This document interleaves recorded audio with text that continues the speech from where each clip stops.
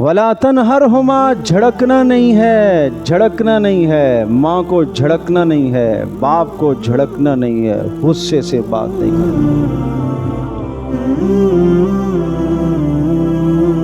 ماں باپ کے سامنے جوان اولادیں نرم گفتگو کریں، ماں کے سامنے بیٹے بیٹیاں نرم گفتگو کریں، دادی دادا کے سامنے نرم گفتگو کریں۔ اللہ اکبر۔ وَقَضَى رَبُّكَ أَلَّا تَعْبُدُوا إِلَّا إِيَّاهُ وَبِالْوَالِدَيْنِ إِحْسَانًا إِمَّا يَبْلُغَنَّ عِندَكَ الْكِبَرَ أَحَدُهُمَا أَوْ كِلَاهُمَا فَلَا تَقُل لَّهُمَا أُفٍّ۔ ماں باپ بڑھاپے کو پہنچ جائیں، خبردار لفظ اف بھی مت کہنا ان کے سامنے۔ لفظ اف سے مراد ہر لفظ ایسا نہیں کہنا جس سے ماں کو اور باپ کو تکلیف ہوتی ہو۔ ولا تنہرہما، جھڑکنا نہیں ہے، جھڑکنا نہیں ہے، ماں کو جھڑکنا نہیں ہے، باپ کو جھڑکنا نہیں ہے، غصے سے بات نہیں کرنا۔ وقل لہما قولا کریما، ادب کی بات کرنی ہے، ادب کی بات کرنی۔ کیسے کھڑے ہونا؟ واخفض لہما جناح الذل من الرحمہ، ماں باپ کے سامنے تواضع کے ساتھ کھڑے ہو جائیں، اپنے بازوؤں کو جھکا کے اکڑ کے نہیں کھڑا ہونا۔ جی بولیے کیا کہہ رہے ہیں؟ نہیں بھائی، نہیں بھائی نہیں۔ بسا اوقات